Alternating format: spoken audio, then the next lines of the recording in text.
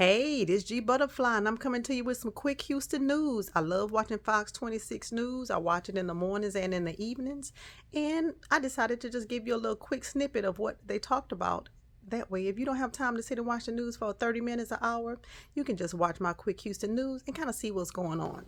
Well, you're going to see me look down because I actually typed out what I wanted to say, and I want to make sure I get the information correct. Even though I got it from the news outlet, from News Online, I want to make sure that I say it correctly. Well, Baytown police officer Juan de la Cruz has been found not guilty of killing Pamela Turner in 2019. He shot her in the face outside of her apartment. He shot her after they struggled when he attempted to arrest her for outstanding warrants. He tried to tase her, and he says she took the taser and tried to use it on him, and that's why he shot her. Her family has filed a civil suit. U.S. Congresswoman Sheila Jackson Lee was standing with the family when the verdict was read. It was noted during the trial that Ms. Turner suffered from mental issues but was a contributing member to society. Now let's keep that family in prayer and hope that they find some justice, since he was found not guilty of shooting her in the face. Of all places, he shot that woman in the face. That was horrible. But there was a murder-suicide in Southwest Houston. 23-year-old Tamara Sawyer and her ex-boyfriend, who was a 22-year-old man, were both dead from gunshot wounds. It was, if you're familiar with Anderson Road in the Beltway 8 area, you know that that's kind of close to South Post Oak. That's the house where they were. They were both, well, she was there. He came uninvited. And when he came there, they let him in the house, and she and him, per the news outlet, went into a room and started talking, and the family heard a gunshot. When they went to the room and saw her, they called the police because he would not turn the gun over. While they were waiting for the police to come, they heard another shot, and a young man shot and killed himself.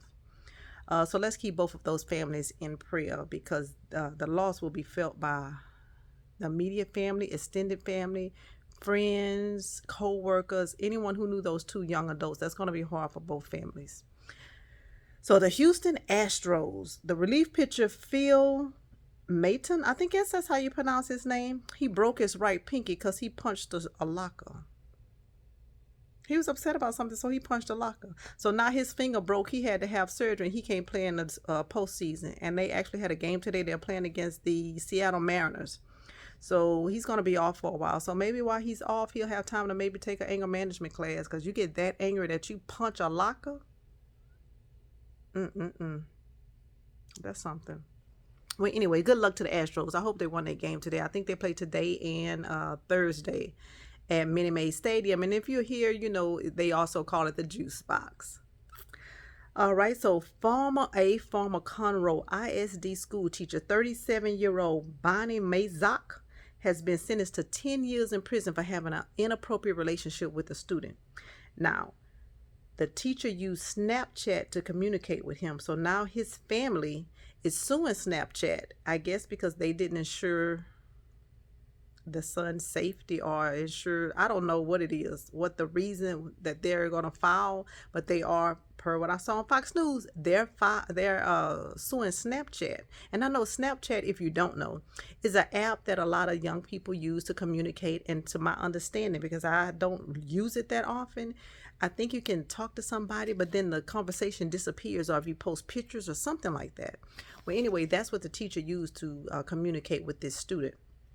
And now she's been sentenced to 10 years in prison.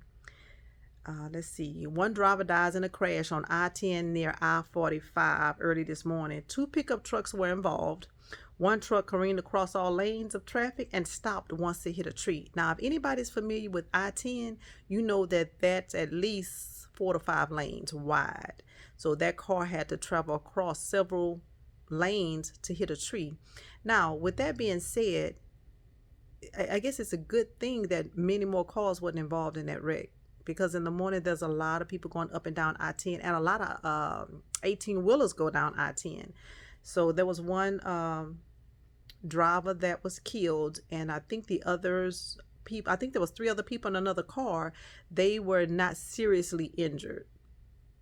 Now, this is a sad story. A Houston toddler suffers from a broken leg. at a local Houston daycare. James Walker is the owner of Walker's Daycare in the Sunnyside community, and said that, I'm reading this because I wanted to make sure I got this information correct, said that he doesn't know what happened to the toddler and had no additional comments. Well, the father of the little girl said when he went to pick her up, he saw a big knot in her leg, and he immediately took her to the hospital. When she got to the hospital, they did an x-ray. They said that baby's femur was snapped in two. So for you who may not know where the femur is, it's between your hip and your knee. That's your femur bone. And that baby, he asked her what happened. He said that he cannot get a straight answer from the owners of the daycare center. The baby said, Ashley hit me. And he found out that Ashley is one of the workers at the daycare center. Now, the Mr. Walker said that his daycare center has been in that area for the last 40 years. He don't know what happened. He's not giving any comments. And if anybody want to ask him anything, they're going to need to talk to his lawyer.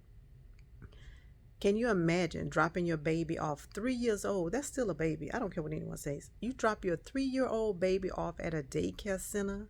You're assuming the people are going to take good care of your child, watch them, make sure that they're safe and protected. And then you find out that her femur bone is broken in two. I hope whoever did that to that baby gets prosecuted to the fullest extent of the law. And if anybody knows where Walker Daycare is, it's in the Sunnyside area. So that's around like Sky Street, Zelensky, over in that area, if you're familiar with Houston. Now, the Houston, Texas is hosting a jersey exchange program for 4 days. It started on the 10th and it's going to run through the 15th. Anyone that has a jersey for a player that is no longer on the roster, you can take that jersey to the NRG Stadium and trade it in for a jersey for a player that's currently on the roster, and you can get 44% off. So they'll have jerseys for like Watts, JJ Watts, and Deshaun Watts, and those players are no longer there. So if you have jerseys and Hopkins, any of those players that are no longer here that were very popular, if you have those jerseys, you are able to take it to the NRG Stadium and trade it in for again one of the players that's currently on this on the roster. And you have until the 15th. So that's what, Saturday? I think it's Saturday. What's tomorrow? The 12th?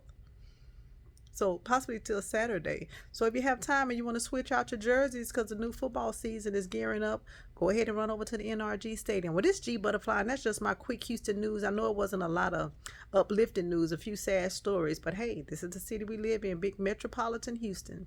This G Butterfly, and I'll talk to you later.